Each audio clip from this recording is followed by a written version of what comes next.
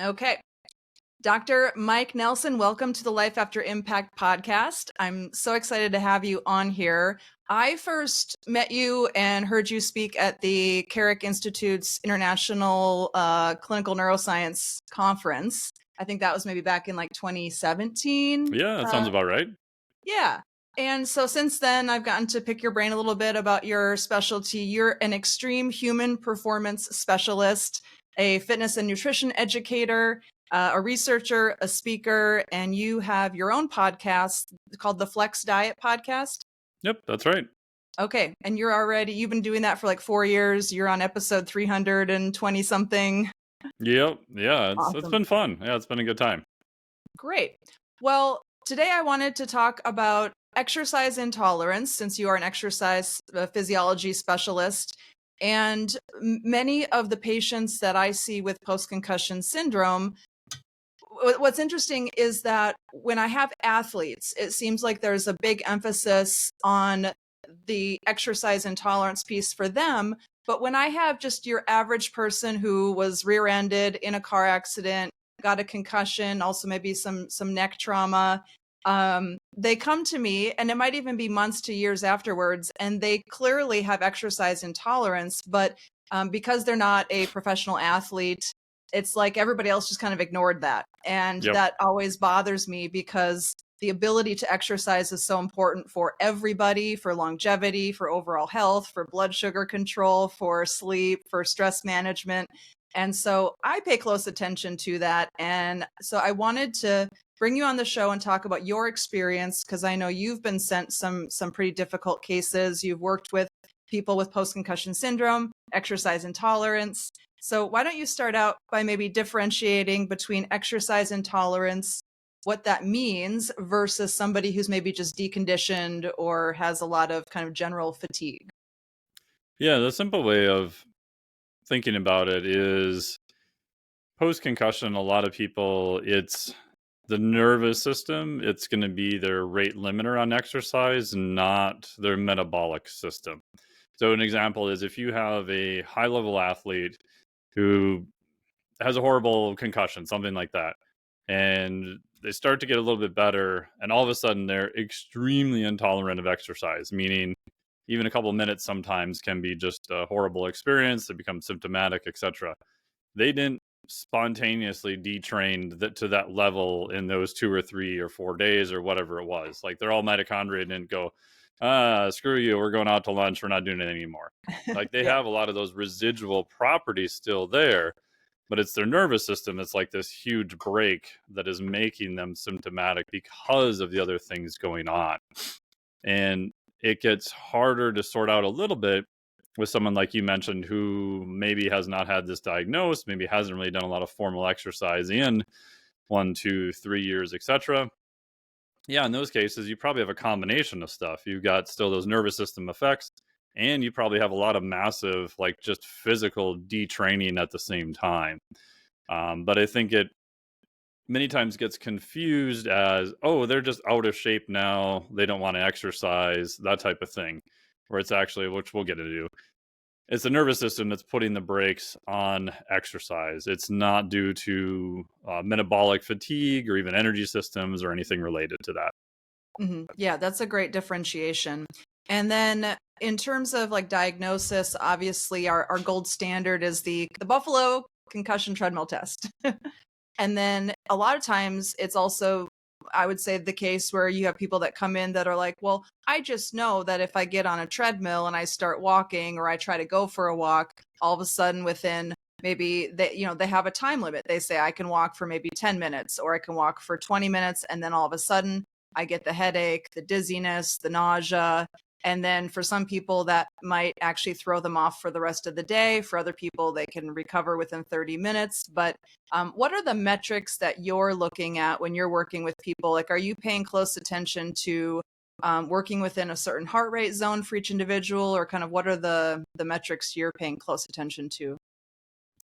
I mean, I think you can use heart rate, you can use respiration rate, you can look at HRV, there's a lot of things you could look at, but in reality, I just primarily use RPE, the rating of perceived exertion, and then tell me about your symptoms. Because what I found is it's so widely different from one person to the next, even if they have a air quotes heart rate where they become affected. Again, that's a real thing, but sometimes when you change modalities, what they were tested in is completely different.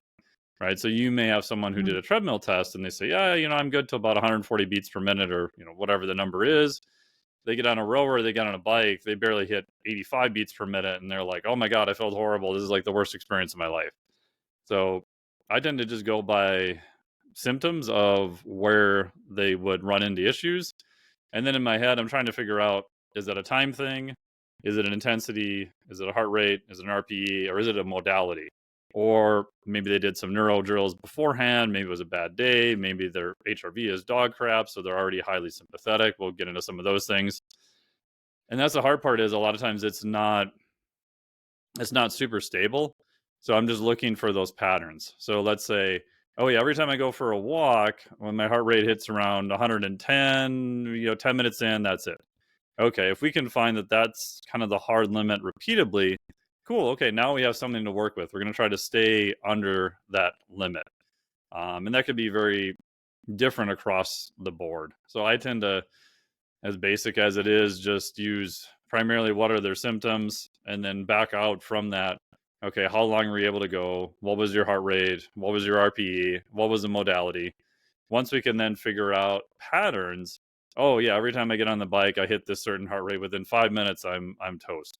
Great. Now we know that that's kind of our, for the time being, that's kind of our new max, so to speak. We want to try to stay sub threshold because, one, every time you run those symptoms, not only is it harder to recover from, but it's very similar to how I think of it. Like a lot of the pain science stuff, like if you looked at like Lorimer Mosley's and more of the neurologic end of that spectrum, if you just kind of keep people out of pain, a lot of times they get better, because every time they do a certain pattern, it becomes painful.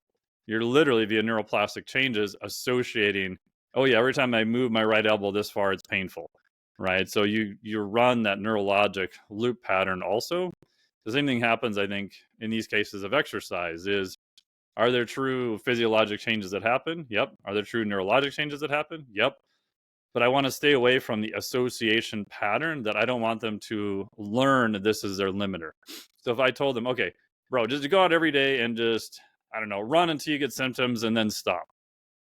Yeah, they're learning that, okay, at this point, I'm always going to have symptoms, and they'll actually start regressing. Like that'll become sooner and sooner and sooner, because their brain's trying to protect them. It says, hey, you idiot, we told you this was a bad thing, so we want a bigger safety margin. So now 8 minutes is not going to be good. Now 6 minutes is not going to be good, right?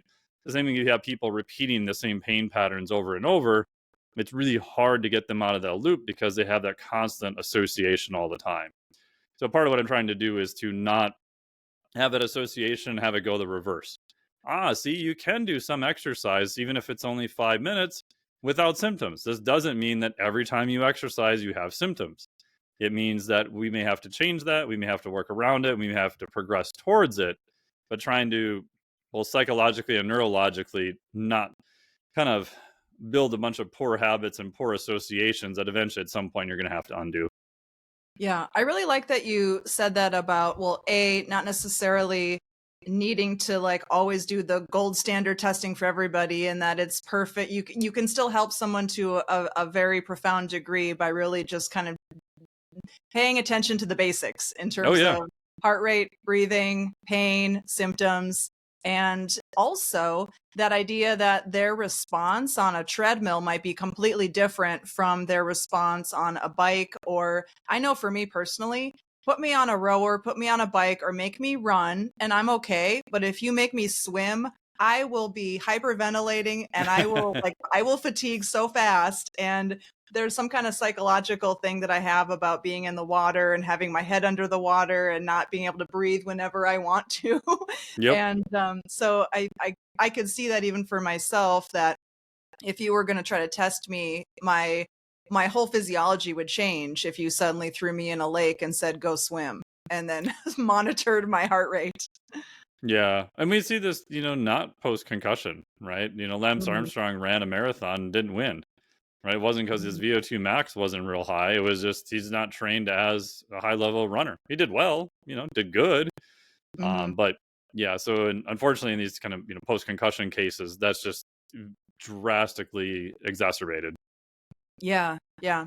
And then, so when you have patients, a lot of times I find that when there is an exercise intolerance and there might be this rapid elevation of heart rate, that some people, you want to start them out seated versus standing. So doing Yep. something like a recumbent bike or like you mentioned, a rower. So are you often, when you have these patients come in, you've kind of established maybe kind of a heart rate parameter with which they can function pretty well? Are you typically working with them kind of either in a seated position or arm bike, or what are you doing?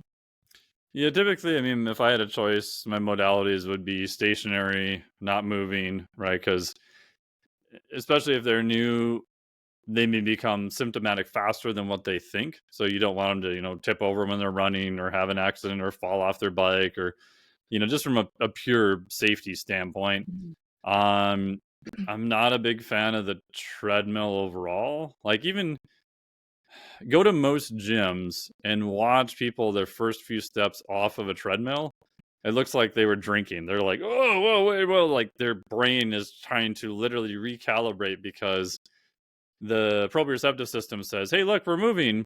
And then the visual system says, no, we're not, you dumbass. We haven't gone anywhere. We're in the exact same spot. Like nothing around us is moving. There's no peripheral movement. There's no changes, etc. I don't have any data to show this, but my gut feeling is in this population, like I think a treadmill would be harder for their brain to figure out and might cause them to be more symptomatic.